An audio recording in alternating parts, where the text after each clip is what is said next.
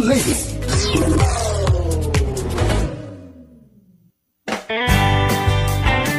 Health and Travel at Serbisyo Publiko. Serbisyo Publiko with Dr. Hilda C. Ong. Ang programang tunay na serbisyo publiko na nakaka-touch ng puso. Health and Travel at Serbisyo Publiko. Ang programang tunay na serbisyo publiko na nakaka-touch ng puso.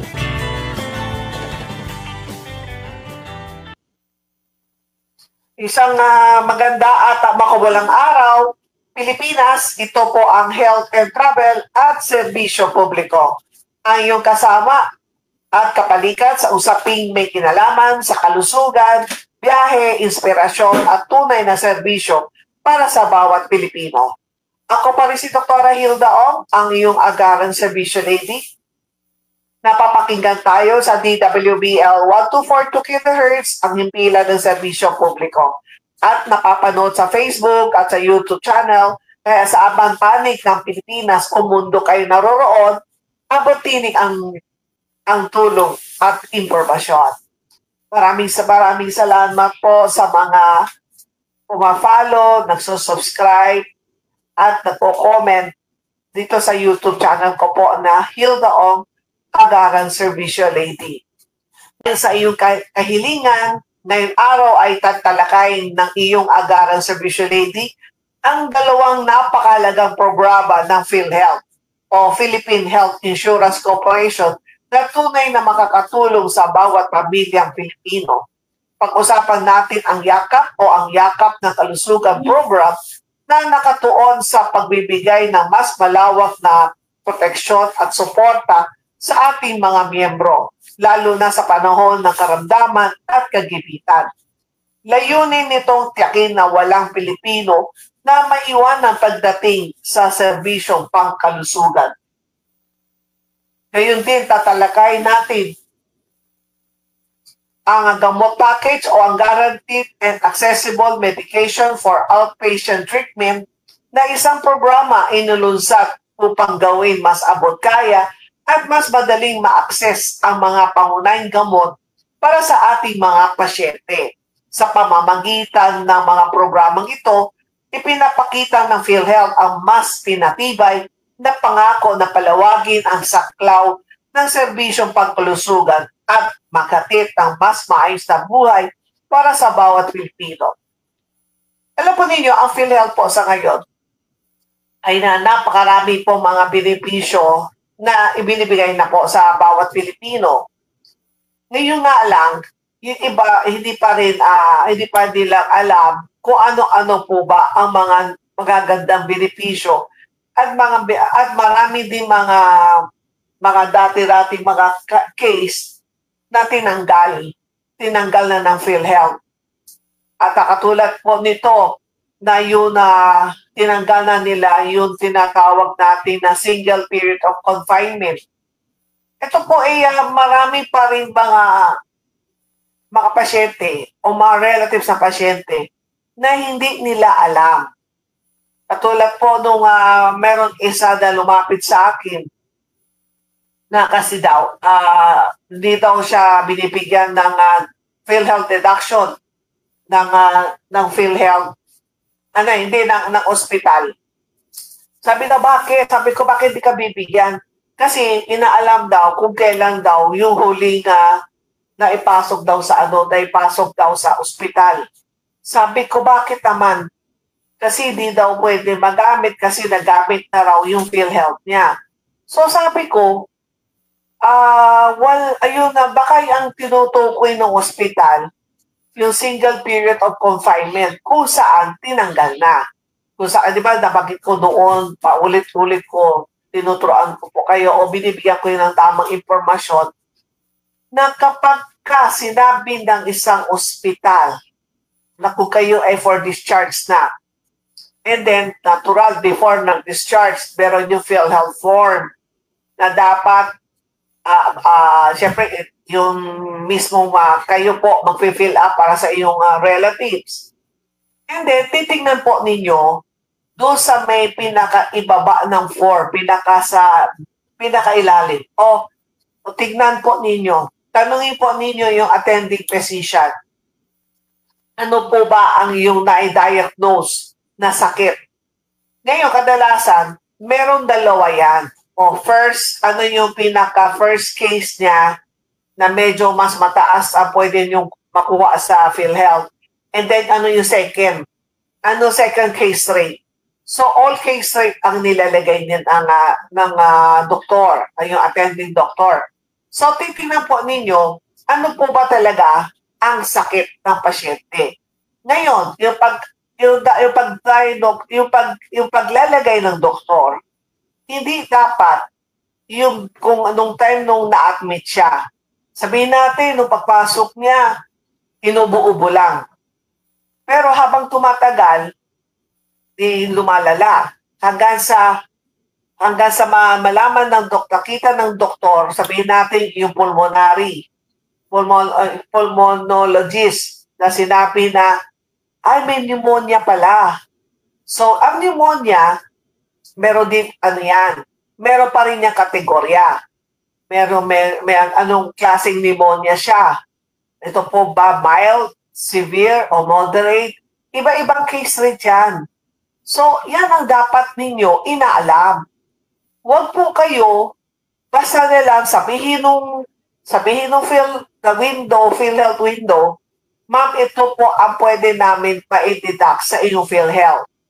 Hindi po taga PhilHealth ang naglalagay kung how much ang pwede ninyong mabawasan sa iyong statement of account o sa hospital bill. Kasi po yun employee ng hospital. Hindi po siya taga PhilHealth. So, minsan nakakabili din sila.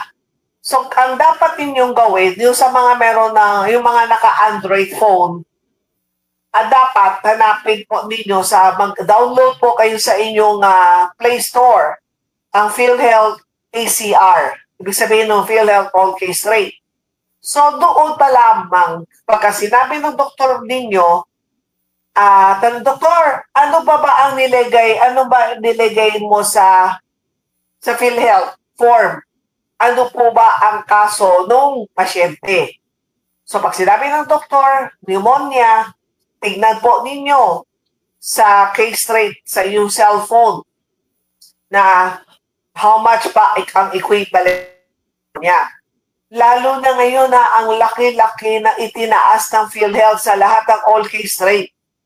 So, doon pa lamang magtanong kayo o i-check ninyo kung tama ang deduction na binibigay ng ospital. Huwag po kayo basta-basta na sinabi na, meron ka less 10,000, meron ka less 5,000. Tapos, okay na kayo. Tapos, babayaran na ninyo. Pero, sasabihin na naman ninyo, ay, ang late-late lang naman ang nababawas sa PhilHealth. Maliit magbigay ang PhilHealth. Doon po kayong mali. So, kaya nung time na kapag may mga pasyente nagtatanong sa akin, sabi ko, mali yan. Kailangan alamin mo ninyo ano ang nakalagay. Pero kung sakali naman, in-insist ng ospital na ganyan lang talaga ang pwede mong, ganun lang ang deduction o benepisyo ba pwede nyo makuha sa PhilHealth. Bayaran ninyo.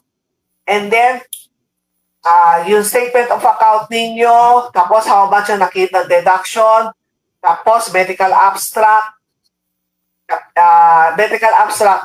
and then yung sa kung anong pinaka-diagnosis ng doktor, plus kung anong deduction ng ospital, pwede po kayo pumunta sa pinakamalapit na PhilHealth, and then pwede po ninyo i-inquire. Tama po ba ang itong deduction na binigay ng PhilHealth? Pag mali, pwede po kayo mag-file ng complaint sa PhilHealth. Si PhilHealth na po ang bahala na makikipag-ugnayan sa ospital. And then, pag mali ang deduction, si PhilHealth ang magbibigay. Si PhilHealth ang magbabalik nung binayaran o ay kulang na benepisyo si PhilHealth po ang magbibigay sa inyo. Pero natural, yung hospital makakaroon ng problema dahil sila ang questionin ng hospital.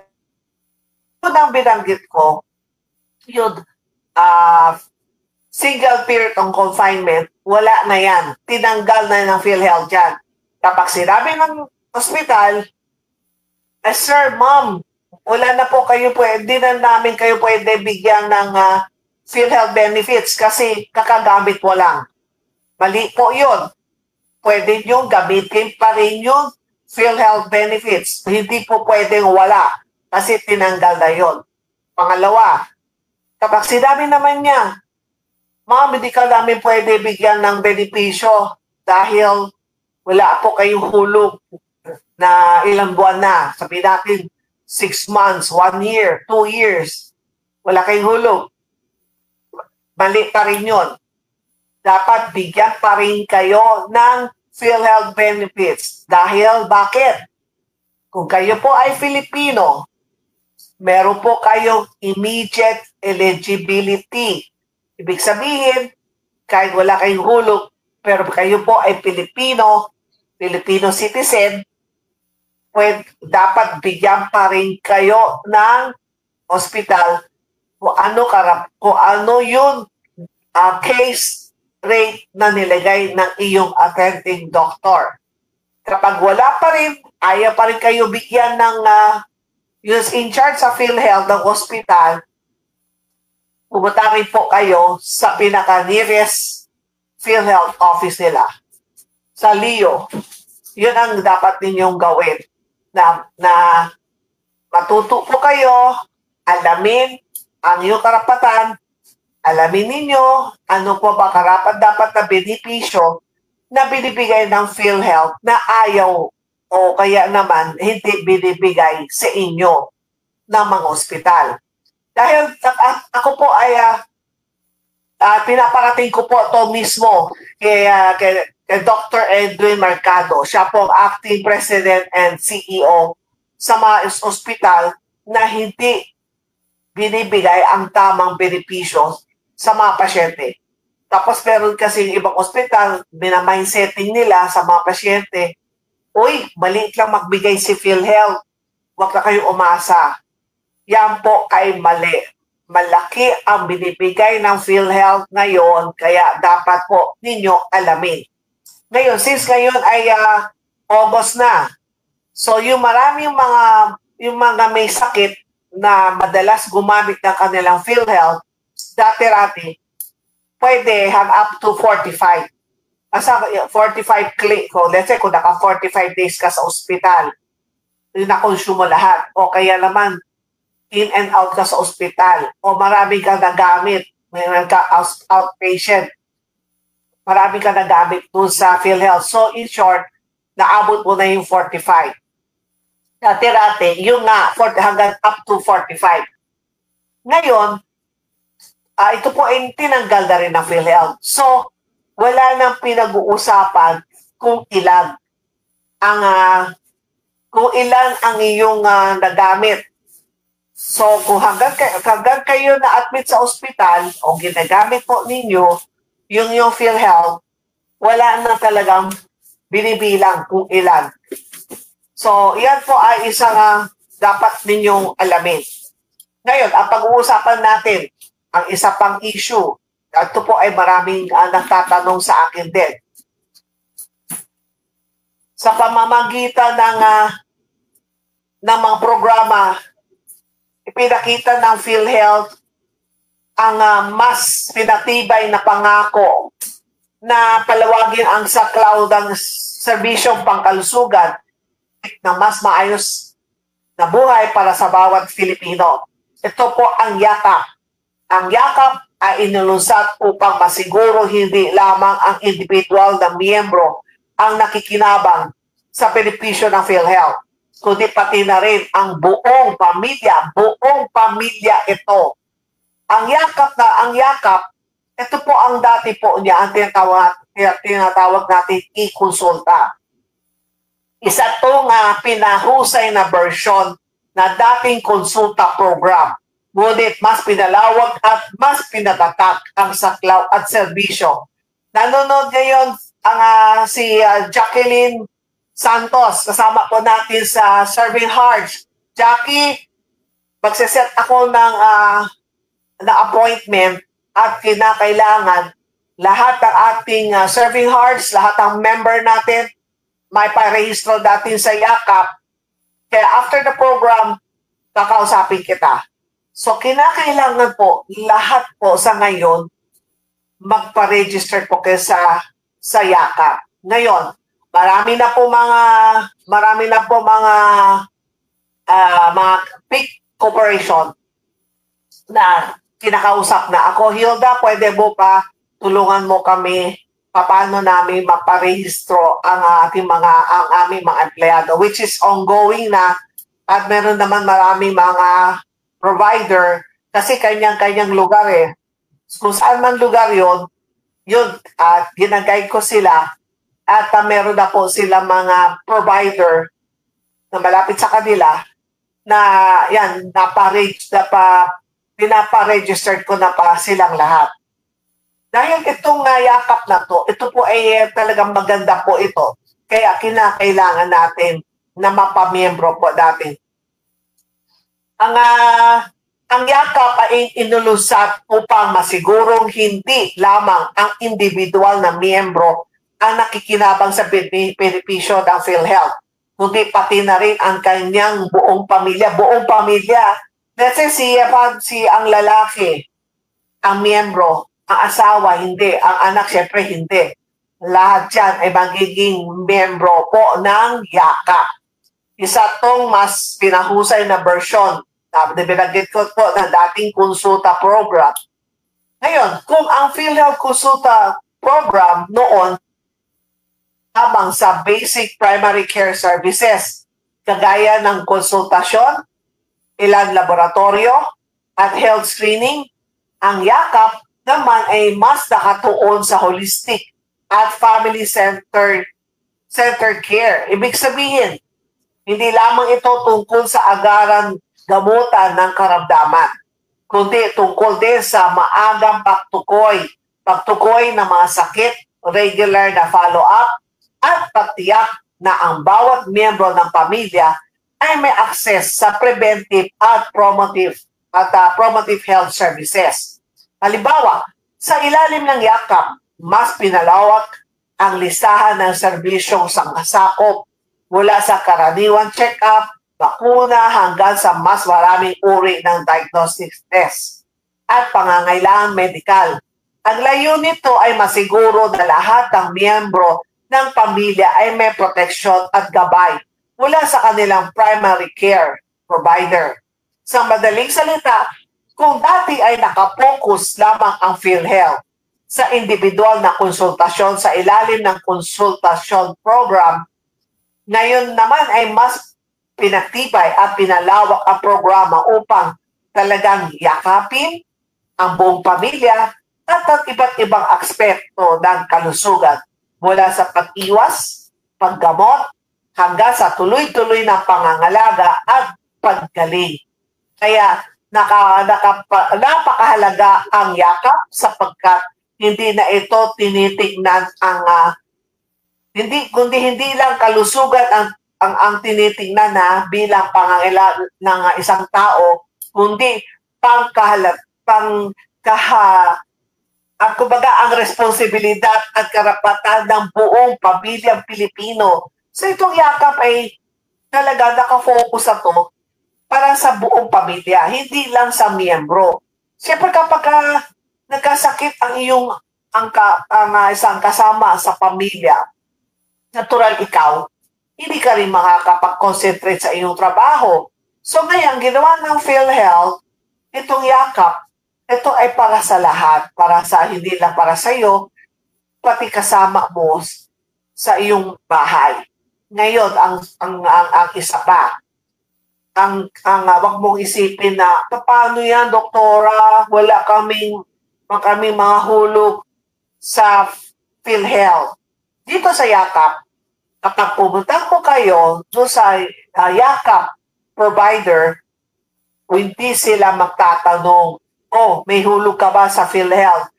Ang gusto lang nila malaman kung ikaw po ay Filipino citizen. Kung ikaw ay Pilipino. Eh sa pagtingin sa'yo, ikaw ay Filipino na eh. Natural, bibigyan ka nila kaagad ng form, and then kung wala pa kayong PhilHealth ID number, doon sa mismong site kung saan kayo pumunta, o sabihin natin kung meron provider na pumunta sa inyo at doon time no lahat kayo nire-register. So ang gagawin ng provider, kapag wala po pa kayong PhilHealth ID, sila po ang pagbibigay sa inyo ng PhilHealth ID. Siyempre kasama nila ang taga PhilHealth. O kaya naman kasi meron din mga provider na sila na po ang tawag dito online doon sa portal. So doon sa portal na yun, pag nakita nila na wala ka pang PhilHealth ID, ngayon i-issue ka nila ng PhilHealth number para meron po kayong tinatawag natin na Members Data Record. So yun po, kaya wag po ninyo problemahin, Doktora, wala kaming hulog sa PhilHealth, pero gusto namin makapag-register sa YAKAP. Wala yung problema dahil hindi magtatanong ang taga-PhilHealth o accredited provider. Pwede po ba makita kung meron po kayong hulog sa PhilHealth? Hindi po nila tatanungin yan. Ang gusto lang lamang ng mga provider, sumunod sa batas, sumunod sa utos ng PhilHealth. Lahat ng Filipino dapat ma-register para mabigyan sila ng kaukulan yung treatment. Let's say, siyempre unang-una, may consultation, may doktor. Mag-i-interview sa'yo, may examine. Ngayon, pag sinabi ng doktor, uy, parang meron ako naririnig sa baga mo o kaya naman, patagal na ba yung pag-uubo mo? O so, kailangan mo magpa-chest x-ray. So, ito po ay yung doktor ng YAKAP doktor, siya magpe-prescribe na, o kailangan mo magpa-chest x-ray. O ngayon, pagka nagpa-chest x-ray na, pupunta ka na doon sa facility o doon sa provider. So, yung chest x-ray po ninyo ay libre. O kaya naman, sabihin po ninyo, masakit ang mo dito sa may patawag dito. O sabihin natin, sabi parang doktor, parang meron yata akong UTI. O sabihin ng doktor, sige, magpa-urinalysis ka. Yun, pagka sinabing magpa-urinary test, libre din yun. So, may mga laboratory test na kasama dito sa YAKAP. Ngayon, lalo na sa ating mga kababaihan, number 1 ngayon, ang breast cancer. Ngayon, kapag nagpa-physical check-up po kayo, ang natural, interview kayo ng doktor, tapos kakapain kayo. Kapag may nakapa ang doktor, ma'am, parang meron akong nakapa ng bukol, pero di ako sigurado, di ba? Okay, ikaw mismo, meron kang nakapa, parang meron ka habang kayo naliligo, di ba? So kadalasan, kapag kayo naliligo, di ba, tataas yung kamay nyo, tapos magsasabon-sabon kayo. Kapag meron kayong nakapa, punta na kayo kagad sa iyong YAKAP clinic o YAKAP provider. Kapag sinabi ng doktor na kapa niya, sasabihin, kailangan mo pa mammogram. Ngayon, yung mammogram ay libre. Kaya wag ninyo problema, wag na ninyo lagi sasabihin, doktora, wala kaming pera pang bayad. Ngayon, wala kang pera, pero ng PhilHealth. Meron na itong YAKAP. Kaya pag hinayaan ninyo yan, pinabayaan ninyo sarili ninyo, pagdating ng panahon, pag pinalala ninyo, sasabihin, ay, doktora, dapat sana noon pa, nagpa-check up na ako, nagpamammogram na ako, tapos wala pa pala akong babayaran. Alisin po ninyo ang lagi sinasabi ng karamihan. Kaya ayaw na nila magpa-check up. Kasi takot sila malaman na meron silang sakit. O takot sila malaman na meron silang cancer. Ang dapat isipin po ninyo, tandaan ninyo, kapag may nakapa, kaya nga early detection Itong ginagawa ng PhilHealth, ito ay early detection. Kapag naagapan o nakapa na meron kang bukol, alam po ninyo, ang hiwa, maliit lang. Kung maliit lang siya, parang sasabihin natin cyst lang siya, maliit na hiwa lang. Tapos para maging sure lang, papabiopsy yun. Ngayon, kasakop ng PhilHealth yan. Ngayon, let's say kung kailangan mo na ninyo ng operate sa OR, so papasok na yung regular PhilHealth nyo, yung all case rate, hindi na siya yakap. Ngayon, sasabihin na naman ninyo, Doktora, paano yun? Wala akong hulog sa PhilHealth. Baka di ako tanggapin ng ospital na ng doktor na mag-oopera sa akin.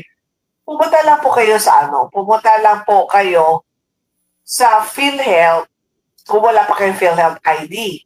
Pero ngayon, kung meron ka na, pwede naman yung gamitin yung immediate eligibility para ma-opera kayo agad. Lalo na kung kayo ay ni-refer kung galing doon sa PhilHealth yakap, may entertain po kayo. Ngayon, lalo na kapag kayo mga maliliit lang, kahit meron meron naman mga surgical mission, katulad to nakaraan, di ba, na-interview ko si Dr. Robert C. So, sa doon pa lamang, meron mga surgical mission, ito po ay libre. Ang pinag-uusapan natin dito, yung early detection, yung makita kaagad ng doktor kung ano ang problema mo. O ngayon, sabihin natin, medyo nahihilo ka. Ngayon, hindi mo alam kung bakit. So, natural, sabihin ng doktor, magpa-CBC ka nga, pa-check natin yung dugo mo. So, yung pag-check ng dugo na makita sa ang CBC, titignan nila kung mababa ang iyong hemoglobin, kung kulang ka ba sa dugo. So yun, pumunta lang po kayo sa accredited na yakap clinic, libre pa rin yan. Kaya maraming ang benepisyo ang PhilHealth. Kaya ito po ay kabilang to, nabagit ko kanina na ito ay serbisyong maasahan sa yakap, ang primary care services. Ito ang tinatawag natin ng primary care services na kinapapalooban ng regular na konsultasyon at follow-up check-ups, health risk assessment at medical history or evaluation. So yung mga doktor, doon sa first patient encounter, aalamin nila. Kaya maging honest po kayo. Sabihin ko, Dok, ganito ang nararamdaman ko. Tapos, parang lagi masakit ang ulo ko. O malay mo, meron kang high blood. O malay mo naman, diabetic ka. Sa hilig niyong kumain ng mga matatamis. Mahilig kayo sa mga, tawag natin ito, mga juice na matatamis. Mga milk tea, yan yung mga tsokolate. Yun, baka may diabetic, hindi nyo alam. O higit sa lahat, yung soft drinks, ginagawang tubig. Masama po yan sa inyong kalusugan. Pero dahil dito sa yakap na to, malalaman ka agad. So pag sinabi ng doktor, uy, mataas ang sugar mo ha, mataas ang cholesterol mo ha, o medyo hinto muna o gawin lang din yung once a month. Alam mo ninyo, nung time na nasa kami mga media, nasa PhilHealth, meron kami isa-isa sa amin, pinasalita. Kumbaga, ano ang motto, ano ang masasabi namin. Pero isa sa kasama namin, sabi niya, kung ang iyong doktor ay maraming pinagbabawal sa inyo, palitan nyo ang doktor. Tawanan kaming lahat. Ibig sabihin, kung ayaw nyo baguhin yung lifestyle mo, di magpalit ka ng doktor para hindi ka Pagalitan ng doktor mo, bakit ang tigas ng ulo mo? Sinabi ko na iwasan mo ganyan, ganito, ganon. Kaso ayaw mo. Di palitan mo lang ang doktor mo, o di alam ng doktor ano ba problema mo. Pero sino ang kawawa? Ikaw yun, di ba? Kaya isa yan. Sa preventive services naman, ang immunization o pagbabakuna ayon sa edad at pangangailangan. Katulad to, meron ng health screening para sa hypertension, diabetes at iba pang non-communicable diseases. Family planning counseling at maternal care at maging nutrition counseling. Kabilang naman sa diagnostic services ang laboratory. Ito binabanggit ko kanina. Kagaya ng blood sugar. Kaya alamin po ninyo kung mataas ba ang yung glucose, cholesterol, urinalysis, CBC, fecalysis, basic imaging, at preventive diagnostic para sa mga sakit na madalas makuha ng pamilya.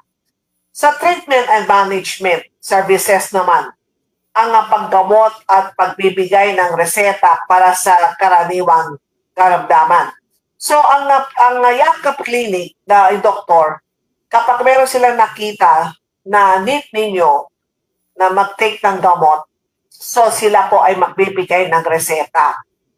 Case management para sa chronic condition tulad ng diabetes at high blood pressure at referral system para sa mas pataas sa antas ng ospital o espesyalista kung kinakailangan. Bahagi din ang health promotion and education, kabilang ang pagsasanay at importansya tungkol sa tamang nutrisyon, kalinisan at healthy lifestyle. Counseling laban sa bisyo katulad ng paninigarilyo at labis na pag-inom ng alak at family-centered education, health education nakatuon hindi lang sa pasyente kundi sa buong pamilya. Meron ding coordinated family health care kung saan isang primary care provider ang nakatalaga para sa buong pamilya. Ang pagkakaroon ng continuity of care mula prevention, treatment hanggang rehabilitation at pagtiyak na may health record ang bawat miyembro ng pamilya na sumusubaybayan ng PhilHealth accredited provider. So dapat kapag po kayo ay napunta po sa isang accredited provider, dapat po magpapacheck up po kayo para nandun kasi yun talaga ang gustong mangyari ng PhilHealth. Maagapan, magamot ka agad. Hindi natin dapat hintay na maging malala. Continue hintay na maging malala. Unang-una, sabihin natin na nandiyan na naman ang PhilHealth, malaki na binibigay na benepisyo. Mali po ang ganung klaseng ang iyong iniisip. Ang isipin po ninyo, kapag po kayo ay pinabayaan ninyo, una, hindi kayo makapagtrabaho. Pag wala kayong trabaho, wala kayong sweldo. Pag wala kayong sweldo, ano makakain ng iyong pamilya? Pangalawa, sabihin natin na marami ka naman ng ipon. Okay lang na ilan araw o isang linggo di ako makapasok. Kayaan nyo na maging malala ang iyong sakit. Alam mo, lahat ang inipon po ninyo, mauubos yan. Lahat yan ay mapupunta lang sa ospital. Parang ang ginagawa ninyo, lalo natin pinapayaman ang mga ospital. Tignan yung mga ospital ngayon. From one building to second building, hanggang sa nakakailang building na sila, hanggang sa lahat ng mga kapitbahay nila, yung mga lupa, nabibili na nila para meron sila pang parking, di ba? Dahil sa inyo. Dahil ayaw nyo alagaan yung sarili. So kapag ka lumala ng lumala, natural, maraming doktor na mag-handle sa kaso mo. Maraming laboratory test. Tapos kung nawalan kayo ng dugo, kulang kayo ng dugo. O syempre, ang mahal-mahal ng processing, ang screening. O, tapos nandiyan na, pagkakitapos kayo na kung kulang kayo ng dugo. matataranta kayo kasi kailangan niyo ng blood donor. Pero nandiyan si Jackie Santos. Kaya lang, yung screening, yung sa dugo, naku, ang mahal nun. O, di ba? Tapos, tapos, sabi natin, ala, may cancer ka na, nasa stage 3 ka na. Yung operation, napakalaki instead na isang 1 inch lang ang hiwa, o gusto ninyo maging malaki. O so, di ba, ang sakit nun. Sobrang sakit yun pero wala kang choice. Kasi kung gusto mo, di naman gumaling para hindi lumala. Kasi iba, pagka mas lumala, mas mahirapan kayo. Mas masakit o kaya naman, baka mas kumalat, lalo na po sa mga breast CA, yung mga meron akong ilan na dahil para sila ng reason, takot sila pumunta sa doktor. Takot sila na sabihin na meron siyang cancer. Takot sila sa operation. Takot sila sa karayong. Pero hanggang sa yung breast nila meron ng mga discharge, tapos nagnanana na, hindi na niya may tatago, at the same time, nahimatay na siya, o kaya naman may mga amoy. So tendency, syempre, nalalaman na kasama niya sa bahay. Ang malala niyan, meron doon ako nakasama na ilang bags ng tugo ang kailangan ilagay sa kanya.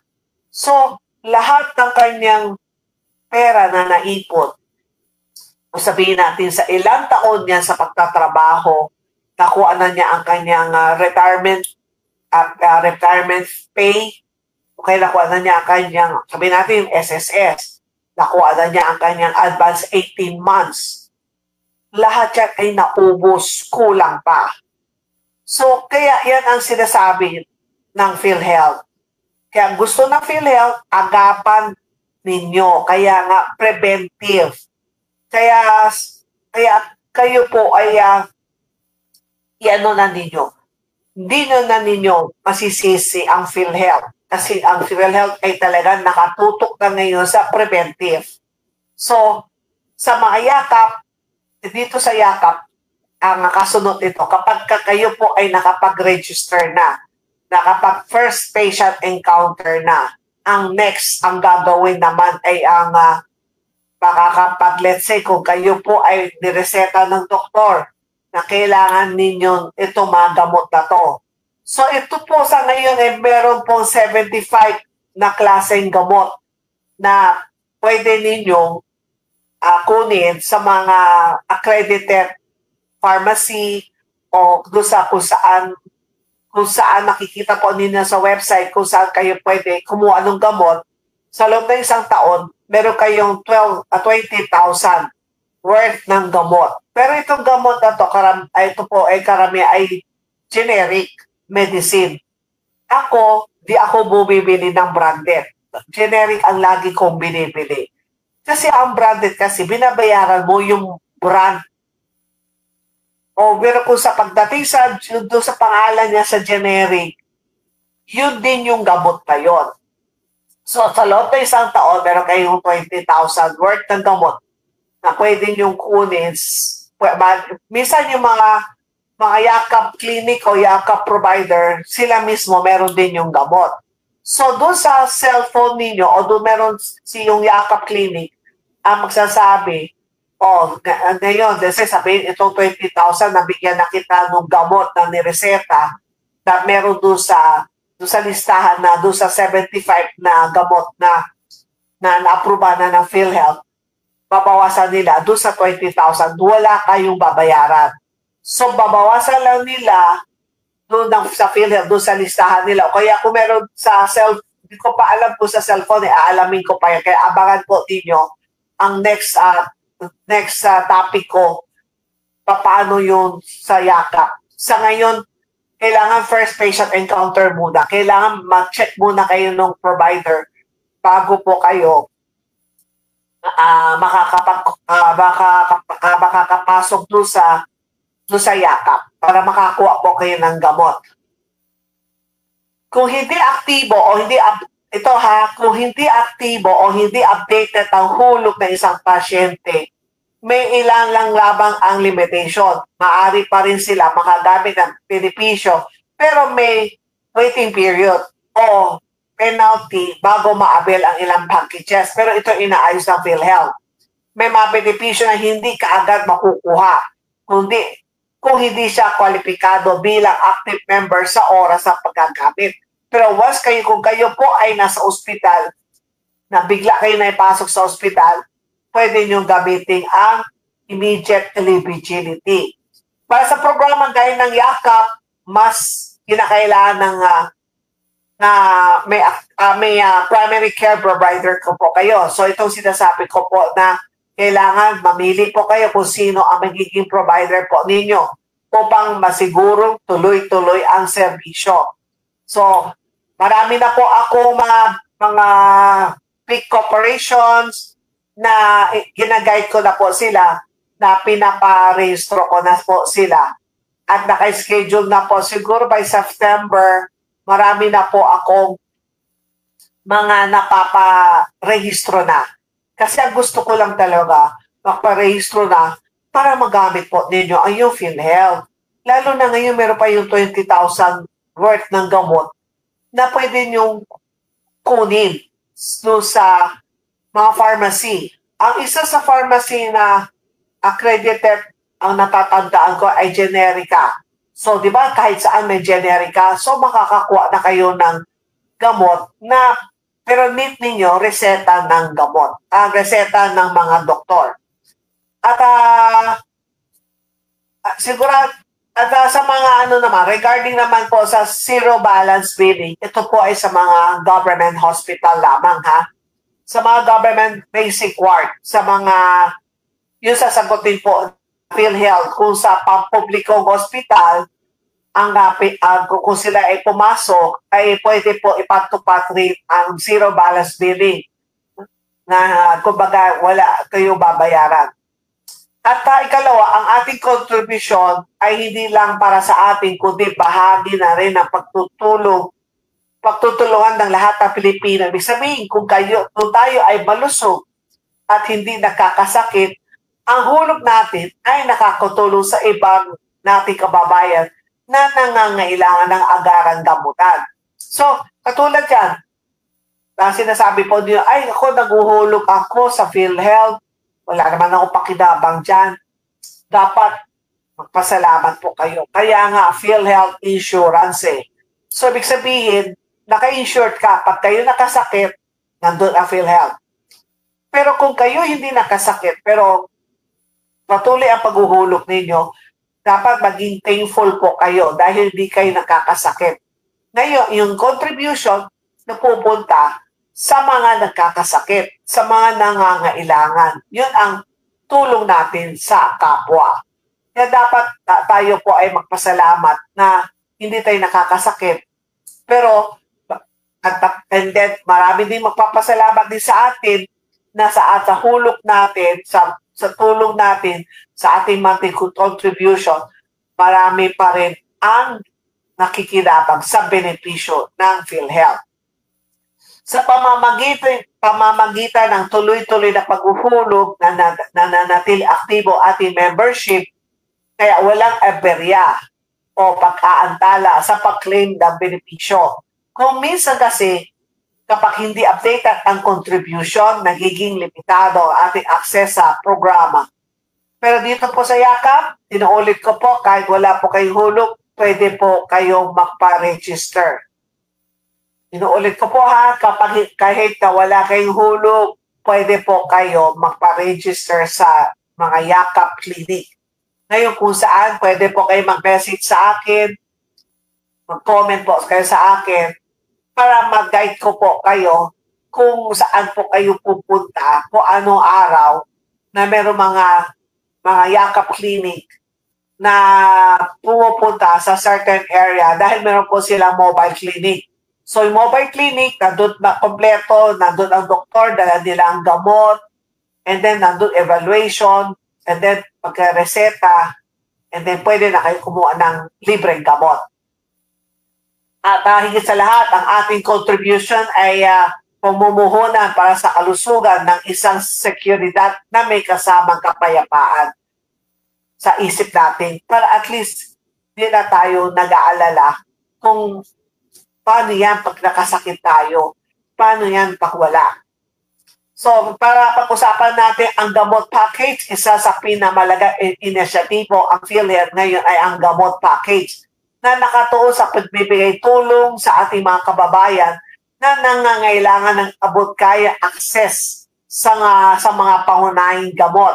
Alam natin na kahit may PhilHealth coverage para sa konsultasyon at pagpapa-ospital, kadalasan ay malaki bahagi pa rin ang gastos na napupunta sa pagbili ng gamot. Ito na yung sinasabi ko kanina. Kaya naman inilunsad ang gamot package upang mabawasan ang pagdukot sa bulsa ng mga miyembro at yakin na ang mga pasyente ay makakapagpatuloy ng kanilang gamutan kahit sila ay nasa bahay na. Sa klaw ng gamot package, ang mga essential at maintenance medicine para sa mga karaniwang karamdaman katulad ng alta presyon, diabetes, high cholesterol, asthma, at iba pang non-communicable diseases. Meron din mga piling antibiotics at gamot para sa acute condition na karaniwang kailangan ng ating mga pasyente. Ang kagandahan nito, hindi na kailangan mag-alala ang isang miyembro kung saan kukuha ng gamot matapos ma-diagnose ng doktor. Sa ilalim ng gamot package, may nakalaang suporta upang matulungan sila makabili ng tamang gamot sa tamang oras at sa tamang presyo. Kung iisipin natin ang gamot ay hindi lamang tableta o kapsula, ito ay simbolo ng pag-asa na gumaling, ang pagkakataon na pagpatuloy ang normal na pamumuhay. Kaya mahalaga ang gamot package dahil ito ang tulay ng PhilHealth upang masiguro na hindi napuputol ang gamutan ng pasyente dahil lamang kakulangan sa pampili ng gamot. Sa madaling salita, ang gamot package ay dagdag na yakap at pag-alalay ng PhilHealth para sa bawat Pilipino upang sa bawat laban sa sakit.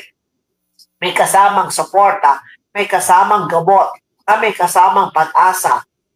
At nagsimula itong August 21st, 2025, ang gamot package ay nagbibigay ng hanggang 20,000 pesos bawat taon para sa libreng outpatient medicines para sa bawat benepisaryo. Sakop dito ang 75 uri ng essential medicine para sa iba't ibang karaniwang condition medical. Kung kakakapusin sa mga gamot at naubos ang limit, maaari naman lumapit sa iyong lokal na pamahalaan o sa DSWD. Pero kung para sa cancer, may hiwalay na cancer fund ang Department of Health na nasa mga piling hospital. So ang dito si AKAP, kasama din po ang cancer screening. So nakaseparate yun. Pero hindi pa rin ninyo magpa-register sa YAKAP. Natalakay na natin ang dalawang makabagong programa ng PhilHealth, ang YAKAP na nagbibigay ng tuloy-tuloy at mas pinalawag na pangangalaga para sa buong pamilya at ang gamot package sa pagbibigay na halagang 20,000 na halaga na libreng gamot kada taon upang masiguro na ang gamutan sa ating mga pasyente ay hindi napuputol dahil lamang sa kakulangan ng pera. Ang programang ito ay malinaw na patunay na ang PhilHealth ay hindi lamang sumasalo sa atin sa oras ng pagkakasakit o pagkakaospital. Kundi tunay na katuwang natin sa pangangalaga ng ating kalusugan mula umpisa hanggang sa tuloy-tuloy na paggaling. Nawa ay ating tandaan na kalusugan ay pamana at ang pagiging miyembro ng PhilHealth ay isang mahalagang seguridad para sa ating pamilya. Kaya sikapin natin mapanatiling aktibo ang ating kontribusyon at ipakalat ang kaalaman tungkol sa YAKAP at gamot package upang mas marami pang Pilipino ang makinabang. Kaya yan po ang ginagawa ng programang Health and Travel at Serbisyo Publiko. Lagi po ako nagbibigay po ng update para sa inyo na bigyan po ninyo na importansya ang inyong kalusugan. Kayo po ay magpa-check up, magpa-konsulta sa pamamagitan ng sa mga yakap clinic, magpa-register na pa kayo. Piliin po ninyo yung mga yakap clinic sa tingin po ninyo na nandun lagi mga doktor. Tapos, meron sila. Tapos, yung yakap clinic na laboratory, sa akin, mas maganda piliin po ninyo yung laboratorio. Kasi kung nita ninyo, magpa-x-ray, magpa-laboratory, nandyan ka na. So, yun ang yung iba naman, yung iba, sa iba, ang ospital, meron din mga sa mga ospital. So, pwede din kayo pumili sa mga ospital. So, nasa sa inyo kung saan. Pero sa loob ng isang taon, isang yakap clinic lang pwede. Di po kayo pwede, kasi ngayon gusto mo dito sa Quezon City, kapag napunta kayo sa Manila, okay, napunta kayo sa Pasig, dahil masamaan yung pakiramdam na gusto niyo magpa-check up, di po pwede. Kung saan po kayo nagpa-register, doon lang po kayo pwede magpa-konsulta muli. So, dapat piliin po ninyo yung talagang feel po ninyo na in time of emergency o kayo sabi natin, masama ay yung pakiramdam, ang dapat nyo isipin, ay punta ako sa yakap clinic kasi wala akong babayaran ng PF sa doktor. Wala kayong babayaran ng konsultasyon. And then, pag kinakailangan ng laboratory test, re-reseta na lang nila. Tapos, pwede na kayo magpa-laboratory test. Libre pa rin yun. So, yan po. Kaya ang PhilHealth po ay lagi po ako na-congrats. Kaya, I'm very proud to say, PhilHealth member ako. Ayan, di ba? Suot-suot ko to. So, PhilHealth member po ako. Kayo po ay PhilHealth member din. Kasi lahat ng Pilipino ay PhilHealth member. So, bilang PhilHealth member, magpa-check up na po kayo. Dahil ito po ay libre. Magpa-register na po kayo. Huwag ninyong sasabihin sa akin, doktora. Ngayon, ang next na tanong ko, nagpa-register na ba kayo? Mag-comment po kayo, ha? Nagpa-register na po ba kayo? Yan ang gusto ko naman alamin. Di ba? Nasa member na po pa kayo ng dati ay i-consulta, ay yakap. Pwede ba ilagay po ninyo? O saan ba kayo nagpa-register? Ayan, yan na lang ang tanong. Tanong ko sa inyo, naka-register na po pa kayo sa yakap? Naka-register na po kayo dati sa konsulta? Ilagay po ninyo, sino po ang iyong provider? Sino ang iyong yakap clinic? Tapos, the next question, ayan, kayo po pa ay nakapag-first patient encounter. Nagpa-check up na po ba kayo? Tinignan ba kayo ng doktor? Meron na ba pinagawa sa inyo? Nabigyan na po ba kayo ng gamot? Yan ang dapat ko malaman din. Kasi siyempre sa tuwing nagsasalita ako dito sa programa, gusto ko naman talaga na meron talaga akong natutulungan, na meron natutunan sa programa. Kasi maraming benepisyo meron po ang PhilHealth, pero karamihan hindi alam eh. So, ako na mismo ang nagtatanong sa inyong lahat. Kayo po ba ay kayo po ba ay nagpa-register na ba sa YAKA clinic? If yes, saan? O, diba? Para at least maalam ko na nakakailang percent na ang nagpa-register na. Kaya batiin ko lang muna na magandang umaga si Ma'am Elaine Adesergo, si Concepcion Castro David, si Bernardine Lee, si Jacqueline Isabel Santos, si Manuel Yucho. At dito po sa mga nanonood po sa BL, wait ha. Kaya maraming salamat po sa lahat po ng batiin ko muna itong meron akong listahan dito, nabit ko sila at nakipag-picture po sila sa akin si Rubitan, si Lily Ang, si June Con, si Blossom Coa. Blossom Con, Marie Pascual, Sofia Pascual, Rona Oribelio, Don Chua. Sila po ay na-meet ko, tapos nakipag-picture po sa akin. Kaya, ayan, tapos sabi ko, hiningi ko mga pangalan nila. Sasabihin ko, mapatiin ko sila. Teka, hindi ko siya makita.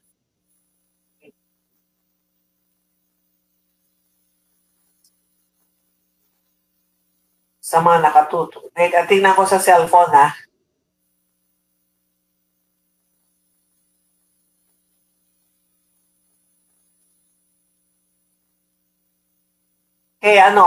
Magandang umaga kay Terry Go, kay Nancy Chen, kay Rosemary Ku.